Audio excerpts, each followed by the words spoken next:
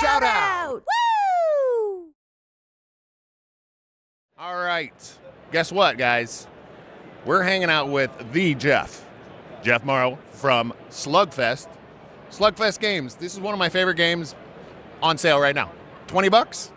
Is it $20 now? $20 at the show, yeah. $20 at the show if you're at PAX. All right.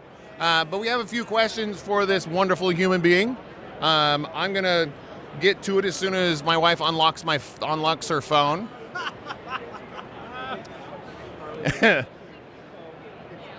All right, now we're here. Should I just keep my thumb on it? All right, so first question for Jeff is, what are the 3 games that are currently always on your table during game night? Let's see. Lately, Darwin's Journey. Let's see. We've been playing a bit of Altiplano.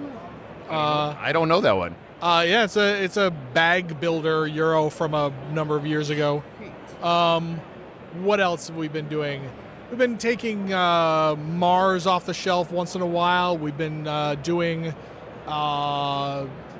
Actually, my wife and I have been playing a lot of Forest Shuffle recently. I don't know that one either. Oh, so if it's kind of the combo-y card game, it's like basically it's like if Everdell and Earth had a baby.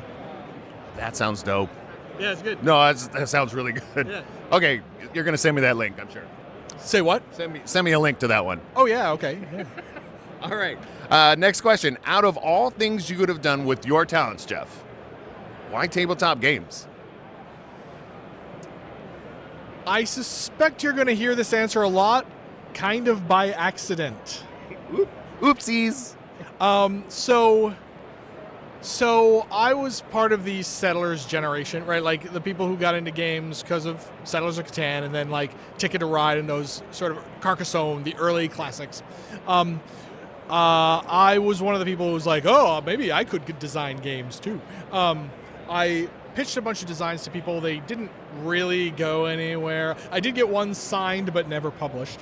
But in the meantime, I met Cliff. I have to sneeze. Just cameras rolling. Let's do it. I got a spare foam. Take 2, right? No, just kidding. So I met. So you remember Gen Con SoCal? Yes, I do. So I met Cliff Boehm, who was in charge of Slugfest Games at the time, at the last Gen Con SoCal. Turns out he had just moved to the Bay Area where I live, and so I pulled him into my gaming group. And then started helping him out with Slugfest, and eventually he wanted to go off and get a PhD, and so I bought the company from him. I didn't know that background of you. He was the guy. You were the guy. So when I say accidental, yeah, kind of accidental. So. I was like, look, there's a company. Let's take it. That's cool. I think that's really cool. Okay, so next question. What fictional character would you most like to be friends with? Do people still ask these questions? I do. Most like to be friends with. More people should ask these questions. Otherwise, you would just know if more people ask these questions. I could just answer it like that. I'm gonna go with. I'm gonna go with. You're almost there. I can see it. Yeah, I'm getting there. I can see it. You're going through a list. You're up to your top 3. Whittle it down. The girl from Bob's Burgers that wears the hat. You're talking about whose name I can't even remember right now. But it doesn't matter. But can you twerk like her? No, I doubt it. Not without hurting myself, anyway. My back, my lumbar support. Okay. So, next question is: when starting the next project, what inspires you?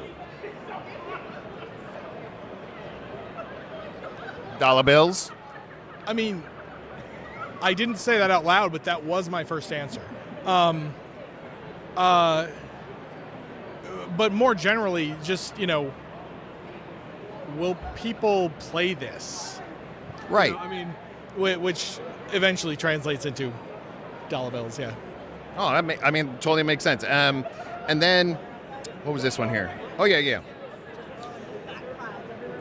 What song would you currently make? What song would currently make the best theme music for you? For me personally? Yeah, when you walk into a room, you feel like that song should be playing. And people would know Jeff's here.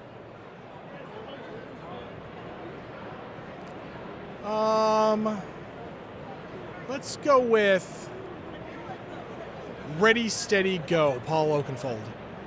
Well done. You know that song, right? We all do. That's a really good song. Well, I like that answer. That's one of my favorite answers of this whole week so far. All right. When developing a new game, what are the key elements you look for before you consider it finished? We don't do new games. We just do Red Dragon Inn. No, yes, you do. I'm looking at them. We're standing right behind one of our new games. When is it finished? When do you consider it finished? Like, okay, let's put this to print. Let's get it out to the people. When we can play it and nobody's confused or running into a problem or anything like that. Like you have to get through several play tests of nothing bad's happening.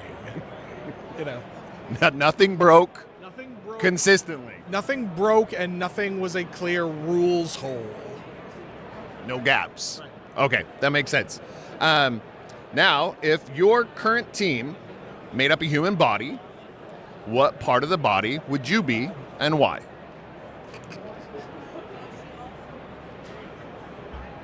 The stomach. The guts. The guts of the organization. I mean, it's too cliche for the president of the company to say the head because boring. But yes, the guts, the stomach. Yes. Yeah, I always feel I like the guts because it's the tenacity, the what do they call it? The gumption, the gut feelings. Right. Also, I eat a lot. I obviously do too. So yeah. All right. So here's where we get to go to what would you currently like to plug or promote, like at this point? What's your one thing that you want to promote? I have a feeling I know what it is. You have a feeling? I didn't have a feeling until you asked this question. Let's see. Coming out next year is Positano, a light strategy game about building the Amalfi Coast. So we just did a Kickstarter on it. It's still in late backing. And check it out because it's really cool. Yeah, it's beautiful. There's actually a demo of it hanging out over here around the corner. We'll get some B-roll on that for sure. All right, last question of the day. What is your current favorite joke?